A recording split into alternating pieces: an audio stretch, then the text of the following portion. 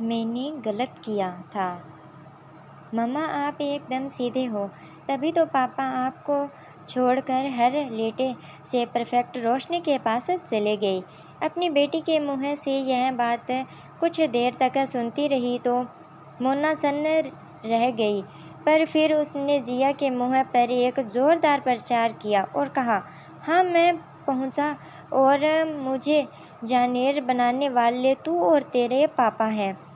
तेरी खुशियों के लिए उसके लिए धोखेबाज आदमी के साथ रहता है, जो सारा पैसा उस परफेक्ट रोशनी पर उड़ा भर रहा है और मुझे मुश्किल से घर का खर्चा देता है।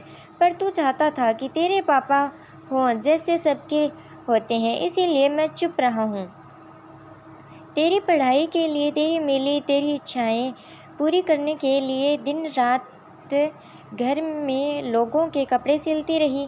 घर से ही काम इसीलिए किया क्योंकि लेन भी तो पालना था। रात को ऊपर छोड़ दिया और आज 1 मिनट भी नहीं लगा मेरी बेइज्जती करने में।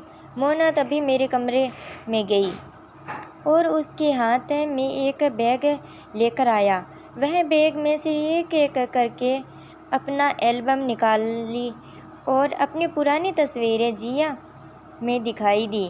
वह अपने कॉलेज में ब्यूटी क्वीन बनी हुई थी। वह मिस जयपुर भी पागल हो गई थी कर रखा था। उसने जिया को बताया कि जिस लड़के निखिल से वो प्यार करती थी, जिया के नाना नानी ने उससे शादी नहीं होने दी क्योंकि वो गरीब था, और निखिल ने आज तक भी शादी नहीं की। अपने से बहुत अमीर घर में ज़बरदस्ती उसकी शादी कर दी जिया के नाना नानी ने। मोना ने कहा कि परिणाम तेरा सामने है।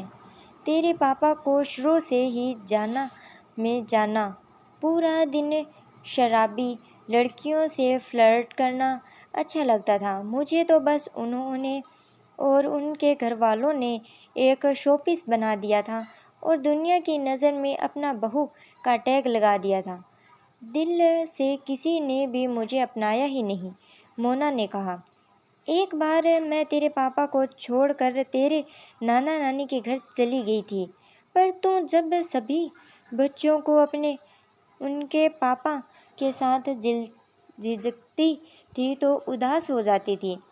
इसीलिए मैं तुम्हारे पापा के पास आ गई, पर फिर तो उन्हें और भी मौका मिला था परेशान करने का। कभी कभी वो 1-1 महीने के बाद घर आते थे। तेरे दादा दादी ने भी अपने घर से निकाल दिया।